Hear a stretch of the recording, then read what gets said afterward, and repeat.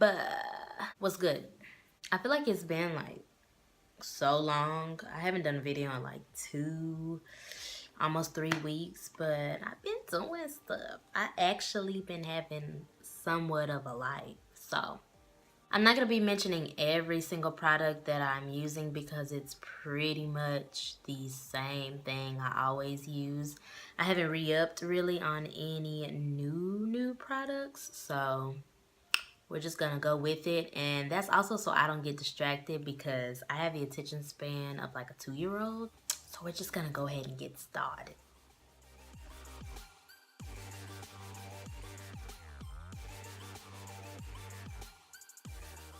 Today I just kind of wanted to talk about the topic of love. The reason why I said love is because I've been really just trying to get back into my word lately and reading my Bible, just really honestly just talking to God and just trying to hear him a little bit more in my life because I have been slacking in that area. I came across, I think I was in Titus. It was talking about mentorship, about older women, you know, mentoring younger women and how the younger women should also, you know, play their role. And just, we always talk about Proverbs 31 women, but I think it's awesome to strive to be a Titus 2 woman as well. But anyway, that's not the point. It was talking about love, like loving your husbands and all that good stuff. And from that, I just started really trying to think, shoot, like, what do I define love as? Like, what is love? Because I feel like in our generation, everybody just kind of throws that word around like confetti, like parade candy, like, and people are quick to hit that, you know, I love you, or I'm in love with you, or I have love for you, like, or I don't know. It's just so easy to say the word love and not really know like what you're saying. I feel like if more people actually knew what love was, then there wouldn't be so many misconceptions about it down the line. I'm not excluding me. Trust me, I have had many misconceptions about love and what it is, how I should give it, how I should receive it. Like, it's rough out here. I think there is a difference with being in love with somebody, having love for somebody, and loving, like the actual act of loving somebody. Just because you have love for somebody does not mean that you are in love with somebody. And that's where a lot of people get messed up. Because they're like, yeah, I love you, especially in romantic relationships. Yeah, I love you. You may care, but that's not necessarily saying that you are in love. You would do anything for this person. You eventually want to maybe marry this person or build a life with them. That is not what that means at all. And I think we've all kind of fallen for that at some point, where we've misconstrued people having love for us and being in love with us. Because I just started looking up what the definitions kind of were. And if you really want to know about love, honestly, look in the Bible. I've heard this before, but I guess I kind of just let it slip my mind. But they were talking about, from what I researched, the information came up and it referred back to the Bible. But it was basically talking about how the Greek language has multiple definitions for love, whereas us, you know, here, English language, we pretty much have one. Like I said, that one word covers all bases. Yeah, friend love, romantic love, family love, all of that stuff. It don't matter which category you fall into because it's all love. And people say that all the time. It's all love. It's just all love. But really, the Greek language, they categorize it. And I kind of like that they categorize it quiet as it's kept, because it just helps alleviate a lot of the confusion that comes along with that word. If we're talking about the 3 types, there is eros, phileo, and agape. And there's another one I'm forgetting, and I'm pretty sure I'm gonna be so upset because I can't remember it. Those are the main three that I think everybody generally kind of is like, okay, like I know about those. Or I've at least heard of them if you don't fully know about them. Eros or Eros, it's like physical love. Like, honestly, if we're gonna be candid, talking about sex, desire, attraction.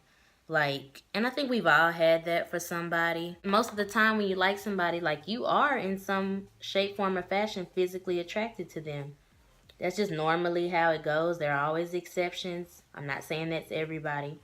But sometimes we don't realize it don't go past Eros. It does not go past that. Somebody may think that they're in love, but really all they got for you is that physical attraction or that physical love. And it feels like love because it's emotion based.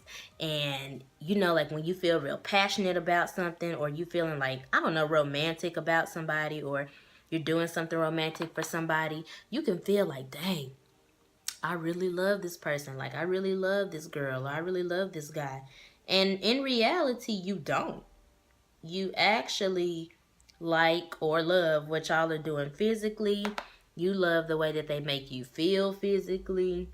You are really attracted to them, and it's real passionate, and y'all do all this romantic stuff, but you're not necessarily in love with them. I think that speaks to our generation most of all. That just does not mean that you are in love, that is lasting love, that is any of that. I'm just grabbing colors. That is lasting love, that it's any of that. It just, whoa, nah. It just may mean that you found somebody you really attracted to, or you feel real passionate about.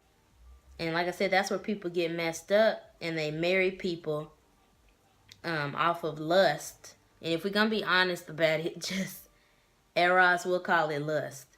People get married and all of this off of lust, and they never had that foundational love that they truly needed to have. And that just takes me into the next one, which is phileo. Now, phileo is like brotherly love. It's like friend love. It is that love you may have for a best friend or somebody that you've known for a really, really long time, and you guys are really close. It's not necessarily physical all of the time. You can have Eros maybe mixed into it, especially if you know, have feelings for a friend and you love them, but maybe you haven't told them, that type stuff. But in all honesty, I think a lot of our relationships day to day are more so kind of on the phileo level than they are. Well, no, I'll take that back. Like I said, going back to our generation, I think most of them are living in the Eros stage, where, especially because we're in this sex-driven kind of society where everybody just, nobody really wants to have a commitment. They all want to hook up. We live in a hookup culture. No attachments. I do me, you do you. We don't put a label on it type stuff. And yeah, so I take that back. We're mainly operating in Eros or Eros.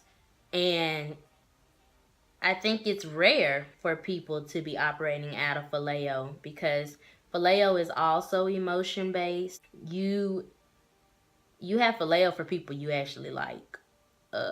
You don't have them for enemies. You don't have it for people that, like I say, you just don't really mess with like that. And I think that's okay. But if you're gonna try to be in a romantic relationship, I think you need some phileo. Like, don't you want to be friends with the person you with? You step into sticky territory when you only have Eros. And then just jump into the last one. It is agape. And agape is the love. This was supposed to be purple. Agape is the love that Christ has for us. That's the unconditional. It's not emotion based. It's not based on what you did, what you didn't do, how you were to me type stuff. It's just, he loves us because he does, regardless. That's just who he is. And when you have agape love for somebody, that's that unconditional. The honeymoon, the cupcake phase is over. And I've seen all your ugly parts, your bad parts, like your unfavorable parts, your get on my nerves all the time parts. Like you seen all of that and you still choose to love somebody. Agape is a decision. We're not born with that. We aren't born knowing how to do that. Something that you learn because it is a choice. You make the decision to love people when they're unlovable. You make the decision to, want to be with somebody even though you've seen everything that they're dealing with, everything that they're working with, whatever. It's what has that endurance. That's what causes relationships to have endurance, is when you have agape love. And it's not just in romantic relationships either. This can span across multiple relationships, and I was just fascinated because it can literally apply to any area. Think about your parents and the love they have for you. And this is if, like I said, you have a good relationship or a decent relationship with your parents. I'm not speaking in the circumstance that maybe you guys aren't on good terms or they've hurt you or abused you. But if you look at a parent, they kind of have that agape love. And that's just something, like I said, you choose to have, because every parent does not choose to do that with their kids. But I mean, you could get in trouble and sneak out and just maybe fail a class, do all of this outrageous, outlandish stuff. And not to say like they're not emotionally affected, but they still choose to take care of you, give you advice, help you when you're sick, give you money when you ask for it. Like, that is agape love. And I feel like our generation just needs more of that, because the minute stuff gets rough, people skate. They're quick to dip. They like, you know what? This not for me. Good night, goodbye, go to sleep. It was nice, it was fun, but that's not what I'm here for. And that's how you really kind of know what kind of love you have. And that's why I'm glad that there are 3 of those categories that you can reference if you really wanted to. It's fine if you don't have eros with everybody. Like, I don't think you should have eros with everybody. Fine, we'll take that. It's fine necessarily if you don't have phileo with everybody. But God calls us to have agape with every single person that we meet. And people think that's nuts, but he does. It's hard. It's not always easy.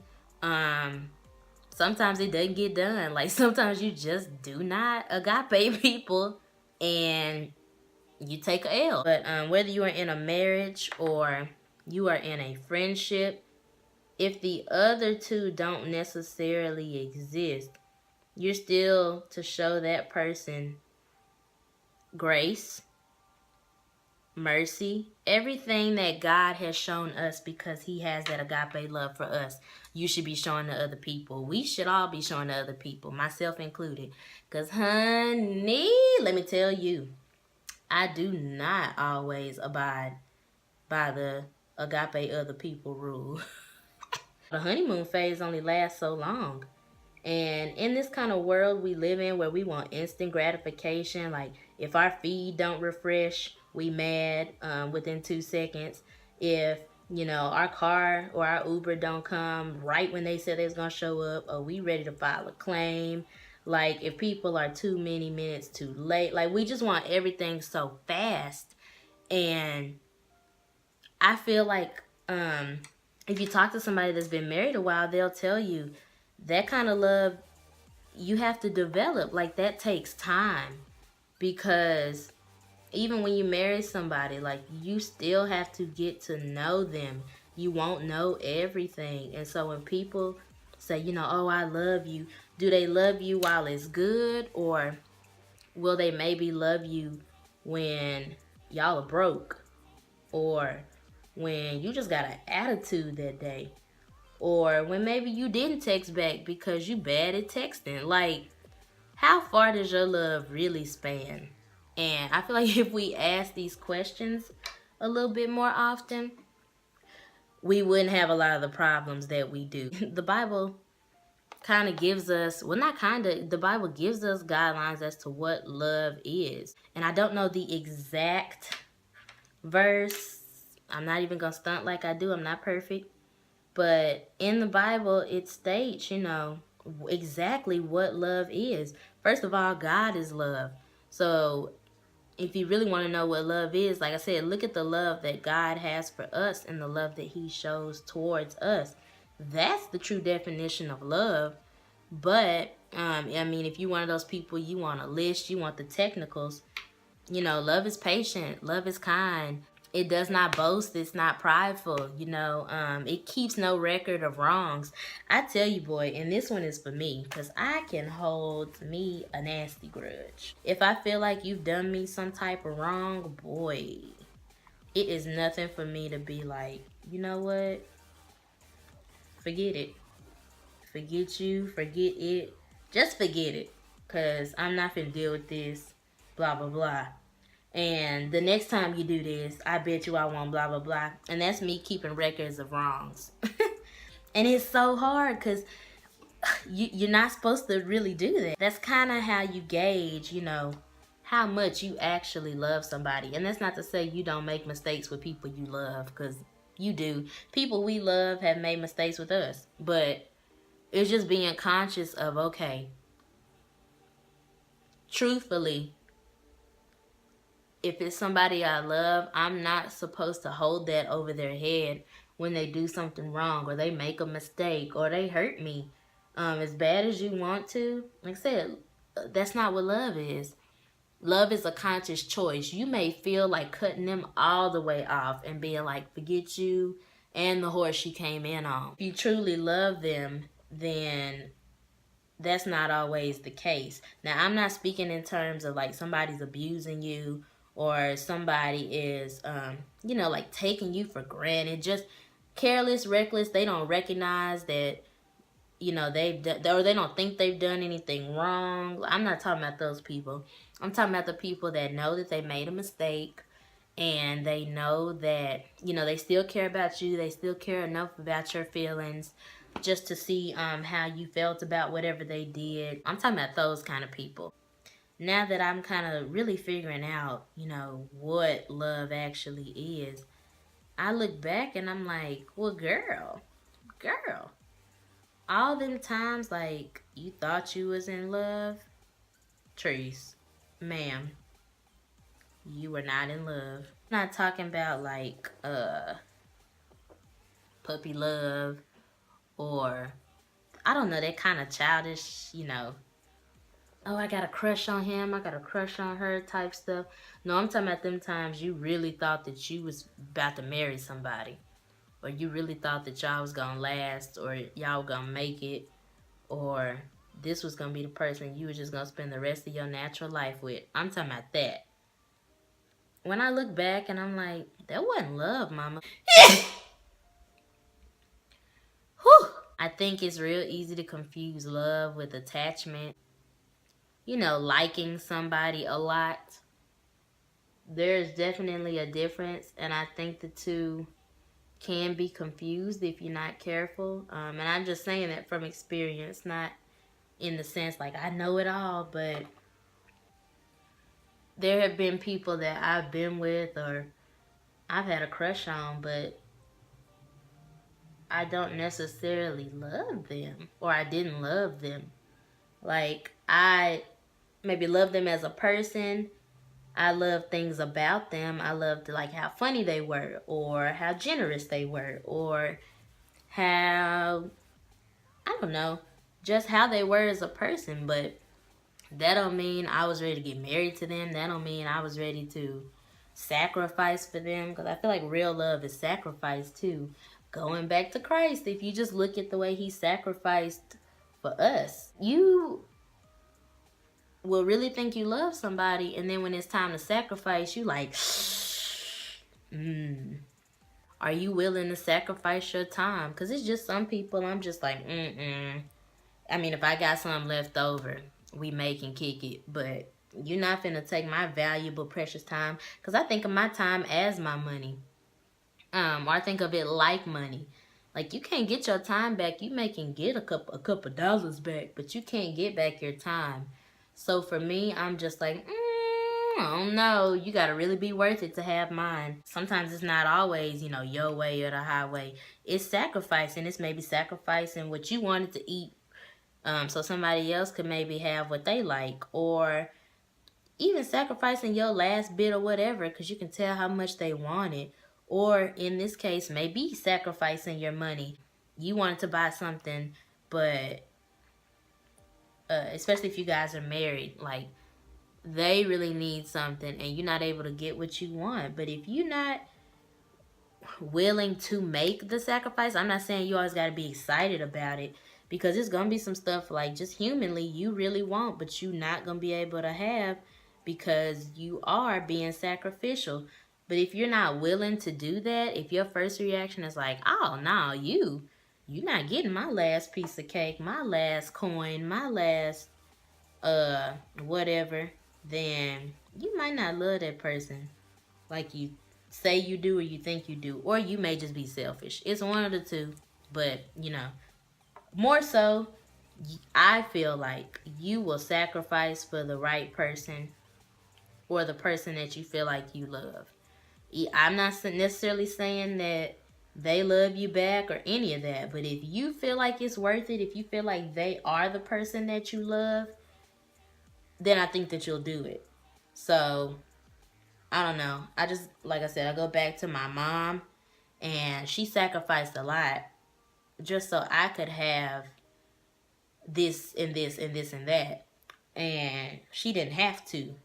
And that's why it's called a sacrifice. She just did it because she loved me and she wanted me to be a better person. That's love. People have misused and abused love to get what they want. If you love me, you would, blah, blah, blah, blah. Especially when it comes to sex. Like, if you love me, you would. If you, love me, you would give me this money, this blah, blah, blah, this XYZ. And it's like, real love doesn't come with all these conditions, baby. Like, I'm not saying it doesn't take work, but it shouldn't be as hard as I feel like we make it. And I say we by like our generation. Love is when you holding it down. You being a ride or die. You blah, blah, blah. Me.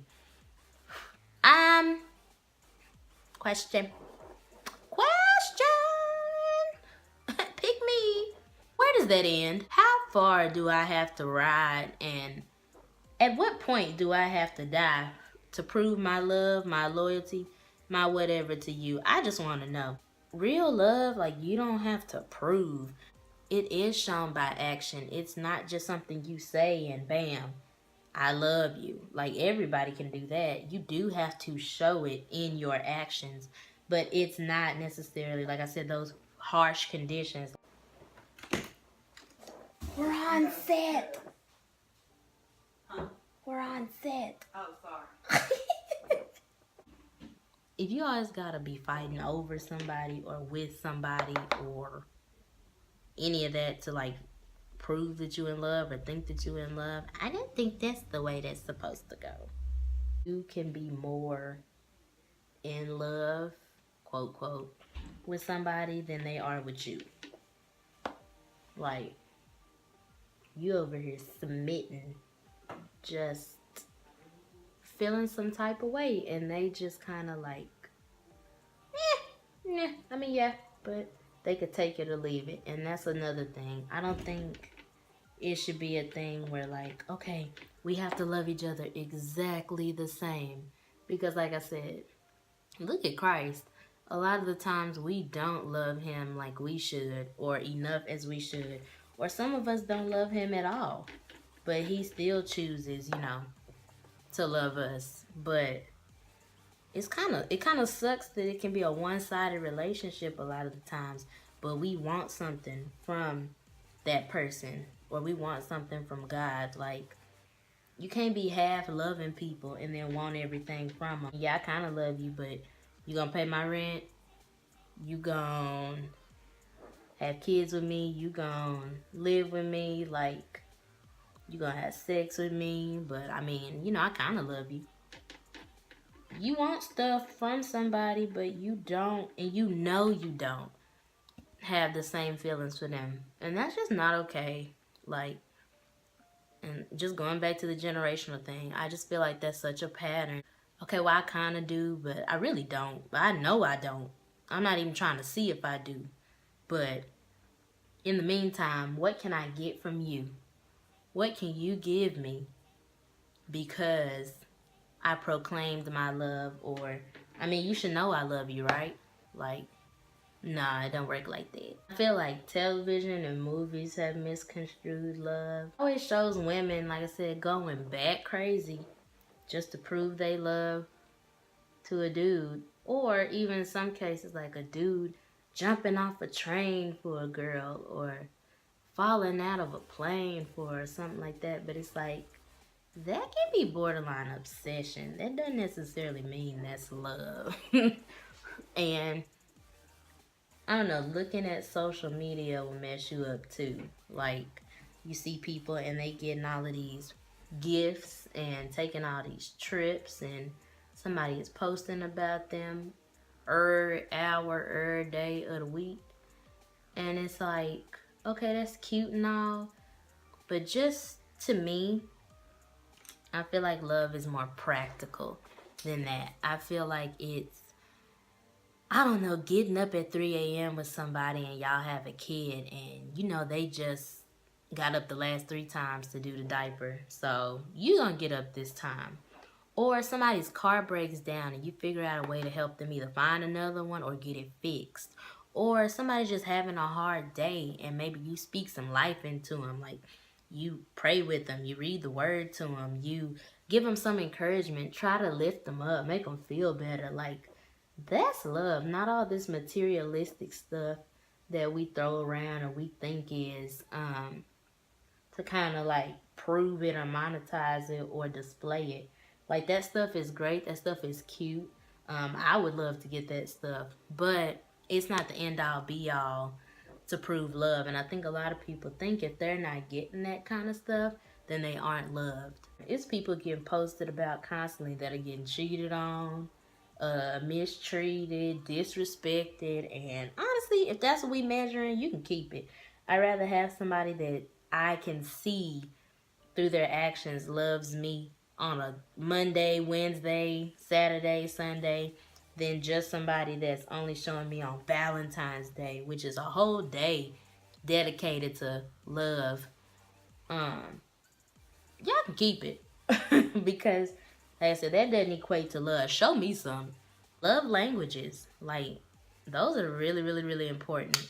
And at first I didn't understand it, but the older I get, I get it. Like, they are really important because everybody has different love languages. Like, we all don't receive love in the same way. Kind of like we all don't learn the same way, or we all don't gather information or perceive things the same way. Yeah, my love languages have kind of flipped. If you want to figure out what your love languages are, you can take the little quiz at 5 love languages.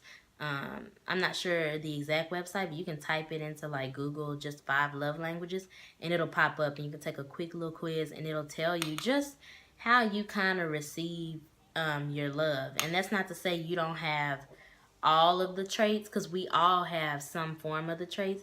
It's just which one fits you best, or which one do you appreciate more. And so, like I said, there are 5, because there's the 5 love languages.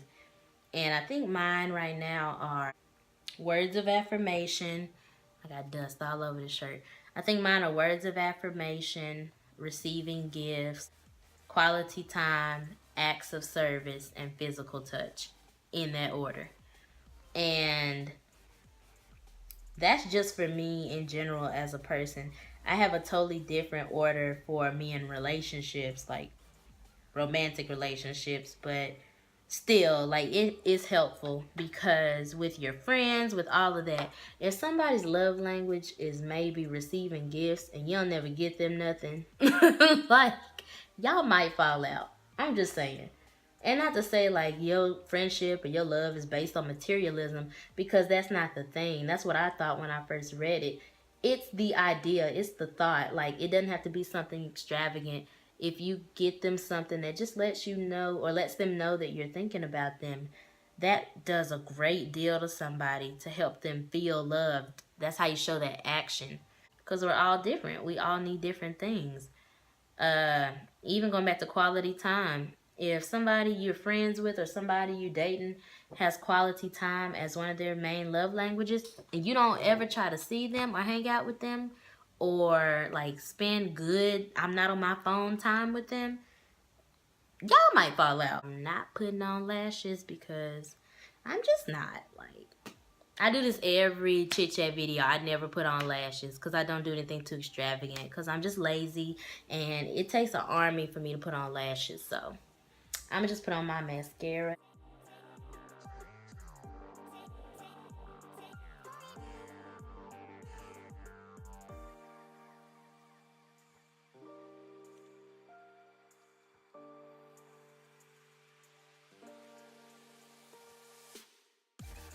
Now I have this Wonder Metal liquid lipstick by AOA Studio. I was thinking about using because it kind of matches my eyes, although you can't really tell. But I don't know, y'all. It's real metallic, so I'm a slide it on. If I don't like it, I'm snatching it off. Oh no, let's try a lip liner.